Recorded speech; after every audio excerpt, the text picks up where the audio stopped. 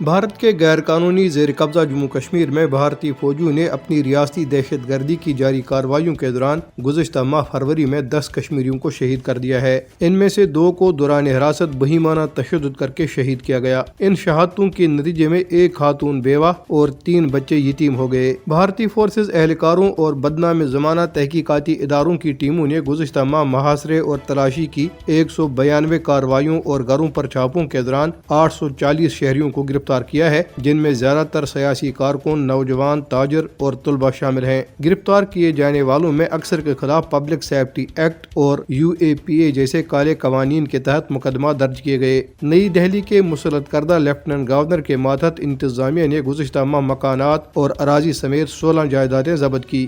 کل جماعتی حریت کانفرنس کے ترجمان ایڈوکیٹ عبدالرشید منہاس نے مقبوضہ جموں کشمیر میں بھارتی حکومت کی ظالمانہ اور فوجی پالیسیوں کی شدید مذمت کرتے ہوئے کہا ہے کہ کشمیری عوام حق خودارادیت کے مطالبے پر وحشیانہ مظالم کا سامنا کر رہے ہیں۔ دریں اثنا کل جماعتی حریت کانفرنس نے زکورہ اور ٹینک پورہ قتل عام کی 35ویں برسی کے موقع پہ شہداء کو خراج عقیدت پیش کرتے ہوئے کہا ہے کہ 35 سال گزر جانے کے باوجود ان کے اہل خانہ اب بھی انصاف کے منتظر ہیں۔ یکم مارچ 1990 کو بھارتی فوجیوں نے سری نگر کے علاقے زکورہ اور ٹینک پورہ میں پرامن مظاہرین پر اندھادھند فائرنگ کر کے 50 سے زائد کشمیریوں کو شہید اور کئی کو زخمی کر دیا تھا۔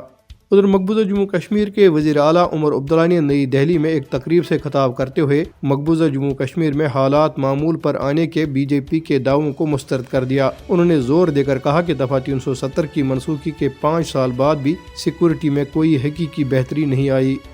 کل جماعتی حریت کانفرنس کے سینئر رہنما اور متحدہ مجلس علماء کے صدر میر وائز عمر فاروق نے کشمیری مسلمانوں سمیت پوری امت مسلمہ کو ماہ رمضان کی دلی مبارکباد دی ہے۔ انہوں نے کہا کہ رمضان ایک مقدس مہینہ ہے جس میں روزہ، نماز، تدبر، تفکر اور قرآن کریم کی تلاوت اور دینی تعلیمات سے وابستگی کے ذریعے اللہ تعالیٰ کے قریب ہونے کا موقع ملتا ہے۔